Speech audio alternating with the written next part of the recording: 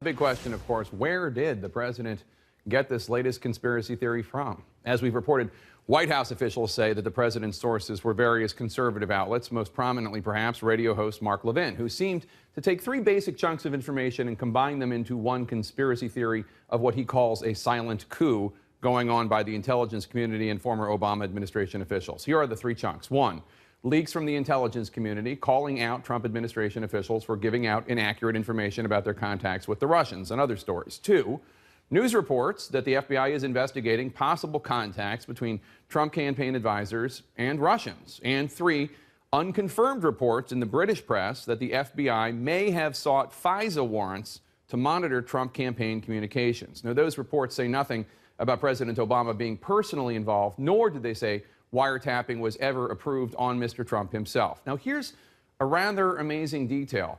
It actually does not appear that any of these conservative outlets reported as fact what President Trump is now claiming, that, quote, Obama had my wires tapped in Trump Tower just before the victory.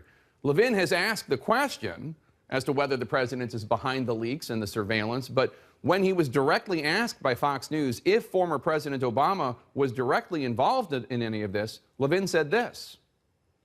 I'm not Nostradamus here. I just think that we ought to find out. But I will tell you this. He's more involved than he says. Now, it would be bad enough if the president valued the conjecture and accusations of these sources more than the facts that he has access to more than any other person in the world. But it's actually worse than that. President Trump took what Levin and others were saying and made it even less tethered to fact. With conjecture and venom, they alleged a conspiracy. He took it one step further and said it happened and President Obama was behind it. And as we've reported, the FBI director is incredulous at this charge and says it's completely false. Now, are there legitimate reasons to question why all these leaks and what are the motivations for them? Absolutely. But that's now a separate issue. This is about whether President Obama wiretapped President Trump. And the FBI director says it's false. Now, keep in mind, one not irrelevant detail here for anyone out there trying to make sense of this all. We've been here before. And this is not a land with much sense or respect for facts. This is a place of conspiracy theories, untethered to facts. And these theories are voiced by President Trump. It's Barack Obama faked his birth certificate because he was born in Africa. False.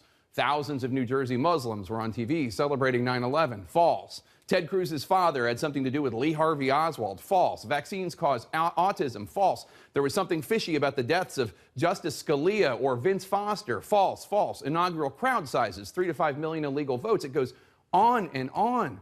None of it's true. And the people around President Trump who are enabling this nonsense, the ones who know better, you have to ask yourselves this question. Are you really serving the president? Are you really serving the American people?